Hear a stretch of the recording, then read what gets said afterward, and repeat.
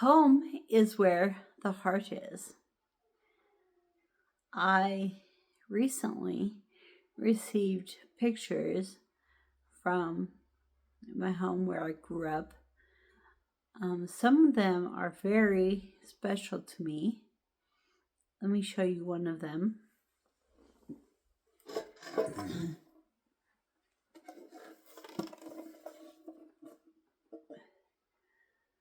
This is the farm where I grew up.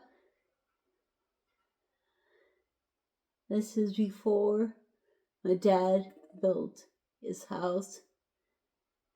Back when we used to have the really big garden and the horses.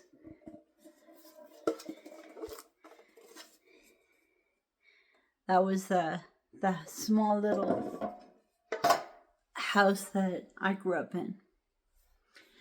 So in the story, the next thing we're talking about is we moved to California.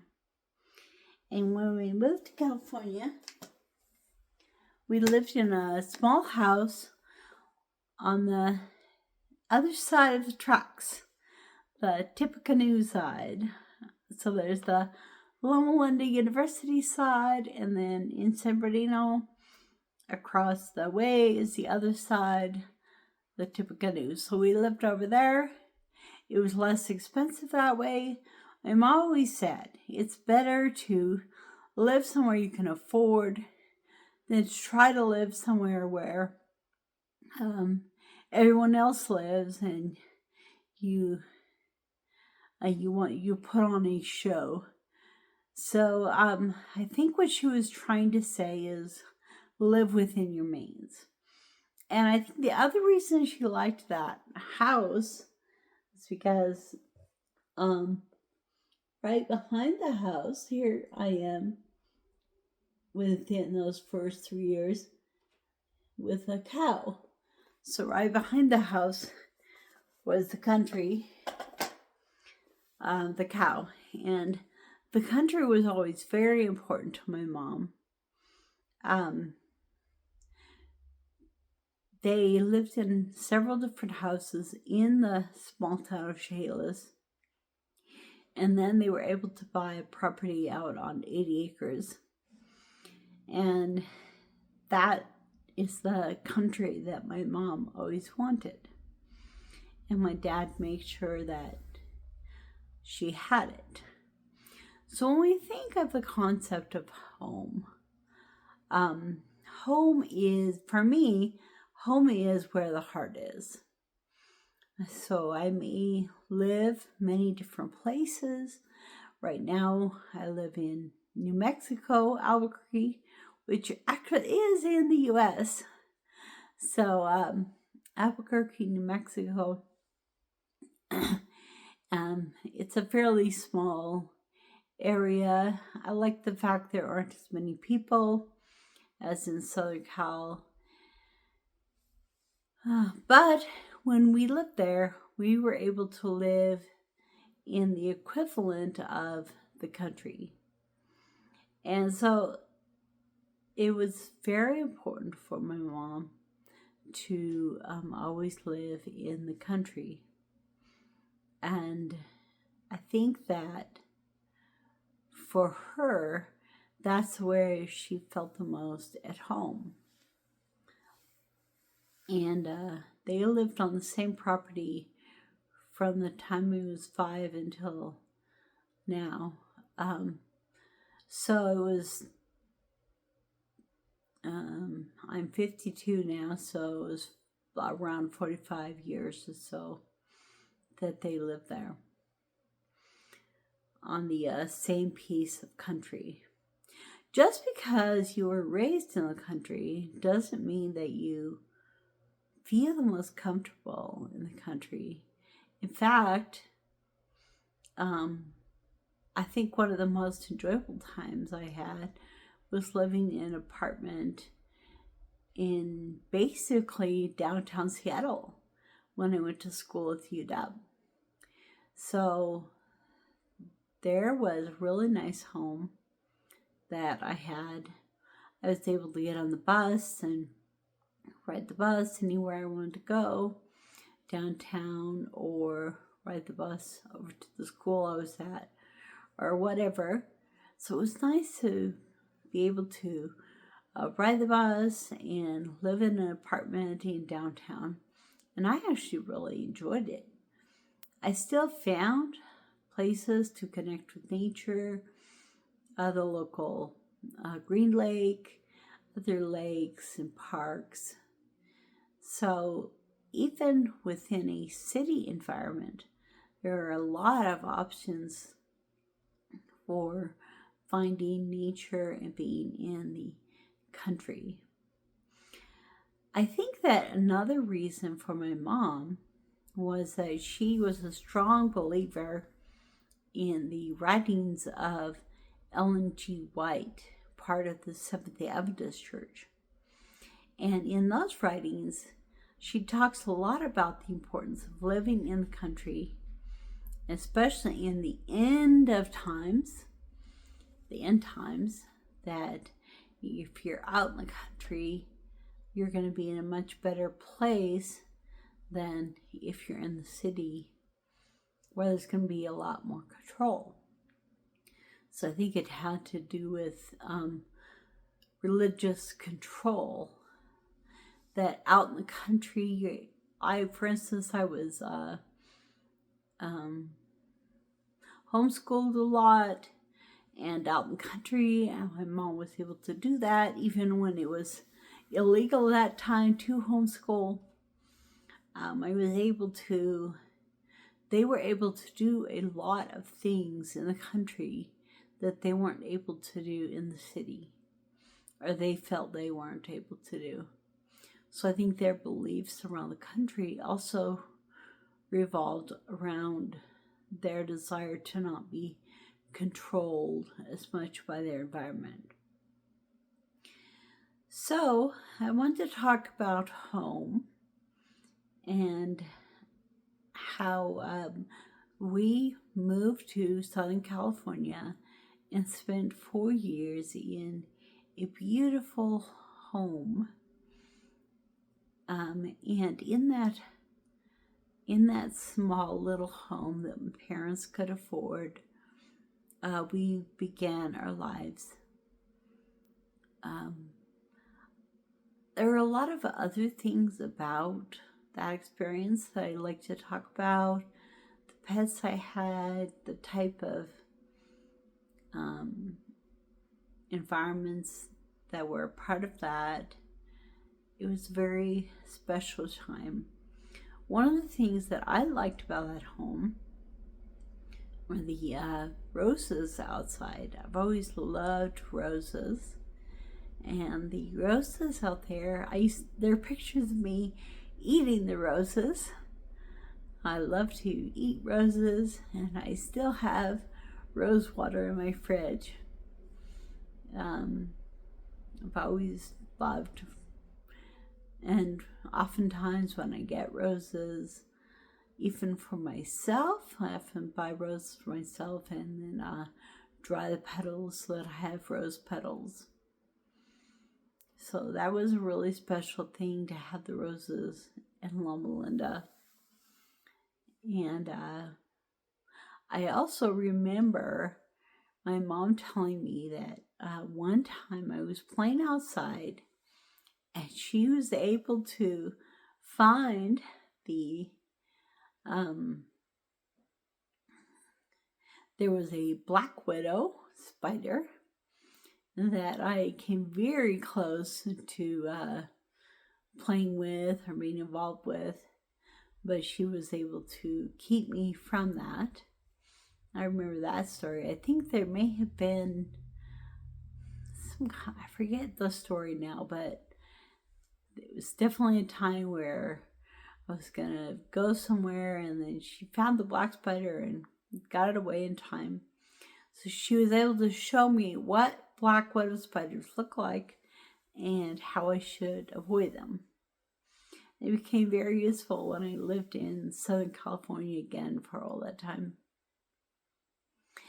And the other thing in Southern California in that house, I enjoyed spending time in a walker. It was where I could run around in this thing that had wheels. And so there was this thing that I sat in that had the 4 wheels, and I'd run around the house in that. And one time the door was open to the backyard, and I went out into the backyard with my walker, and there was a porch, and then it just fell off into the backyard, and there were no rails, and I just went off the edge in my walker, but I was okay. Another story that they always told was when we were at a friend's house swimming, and I enjoyed going over to the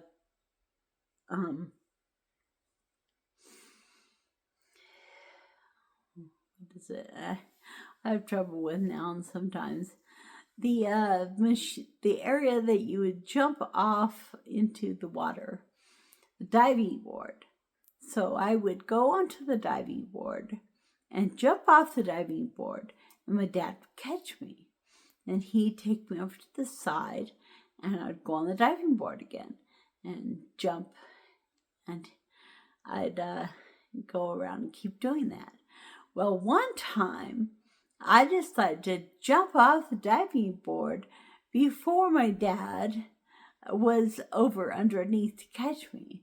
So I jumped off and just kept going down, down, down. I didn't know how to swim.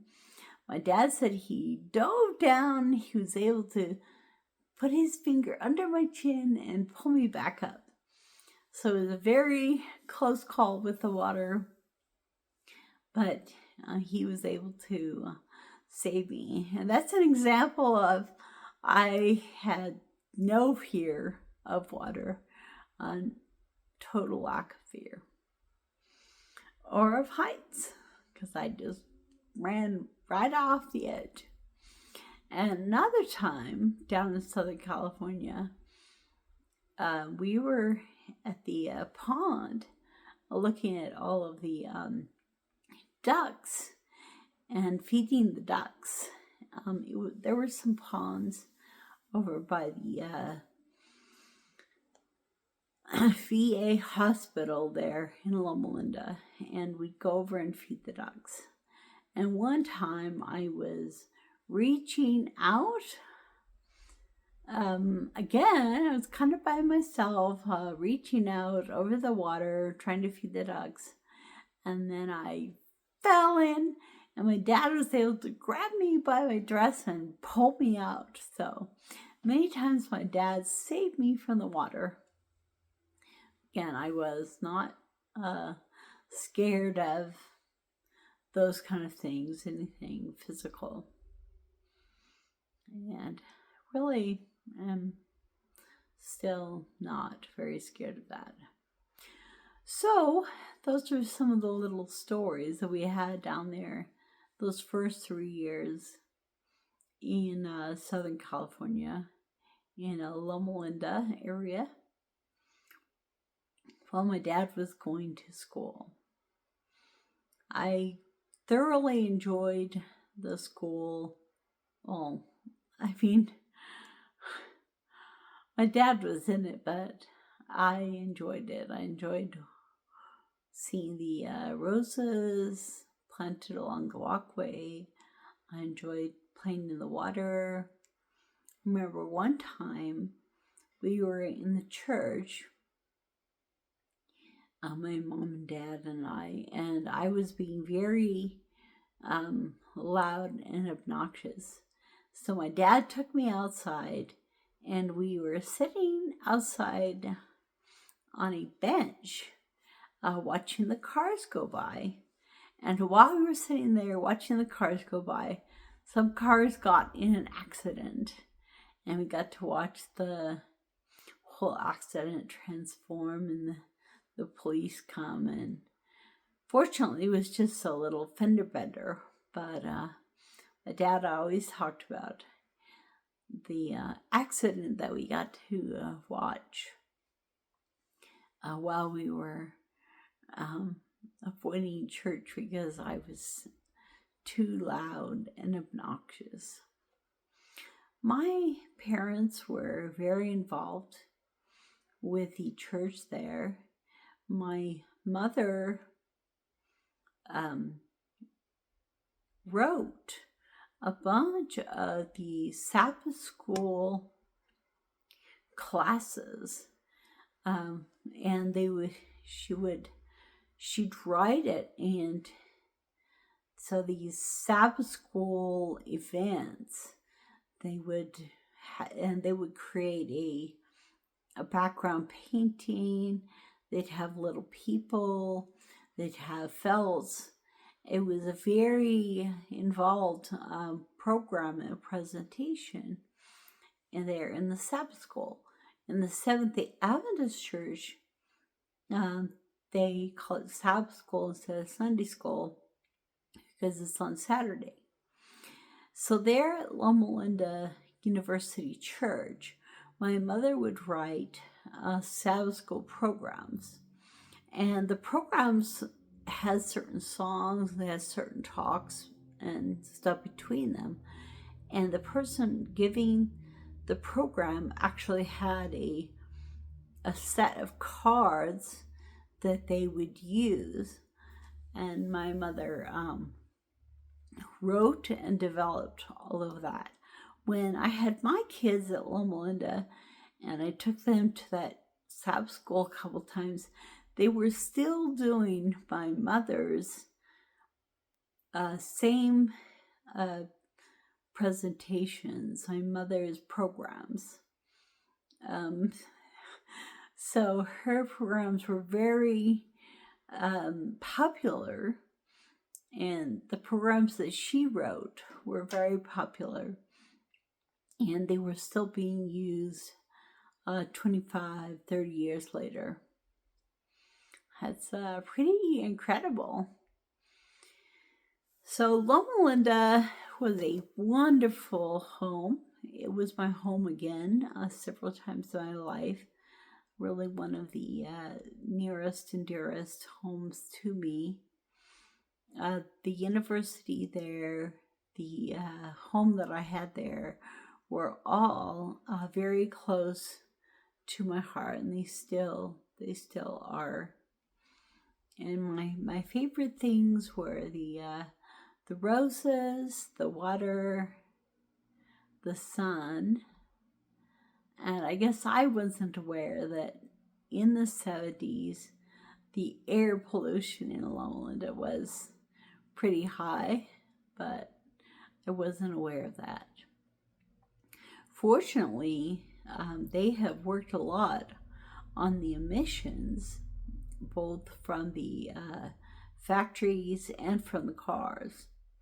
And so the air quality today is much better in Loma Linda than it was. So home is where the heart is. And in many ways, Loma Linda is a place where my heart is. I think I've realized that more and more the older I get. So as I tell the story of my life, I will tell more stories about that place, obviously. But today I want to talk about moving there and living there for a while.